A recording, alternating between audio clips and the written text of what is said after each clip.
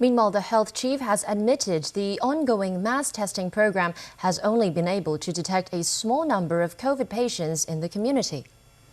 While the number of people already signed up for the test falls short of the government's earlier estimate of up to 5 million people, Sophia Chan says the actual participation rate should be higher than what is being reported. Hailey Jo has more. As of this morning, over 1 million people had registered for the universal community testing program in a city of 7.5 million. That makes a participation rate about 14%, but the actual number of people tested would be lower given a 10% no-show rate on the first day of the scheme. Some medical experts say testing only about 1/7 of the population would achieve little. Secretary for Food and Health Sophia Chan defended the testing program. Don't forget, we have the population is 7-point-something million. But there are people, for example, those who are under 6 that we are not testing anyway. There are institutionalized people. There are people in the hospital. There are people that we are testing. So the denominator would not be 7 million, actually. Chen admitted the number of new cases identified through the program is small.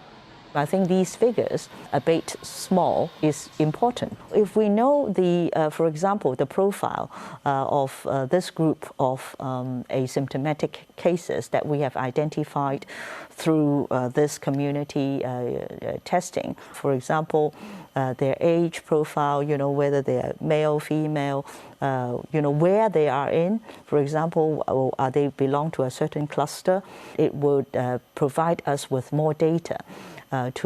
For us to be better prepared for the next wave. While the government has relaxed social distancing measures, bars, karaoke lounges, mahjong parlors, and swimming pools remain closed.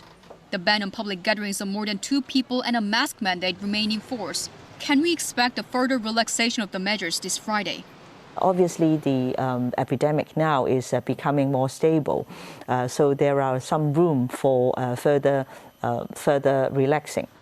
The Hong Kong Bar and Club Association has accused the government of double standards, saying more than 80% of liquor licenses in the city are held by restaurants, but only bars have to remain shut. Our colleagues are, looking into engaging the bar sector. Hailey Jo, TVB News.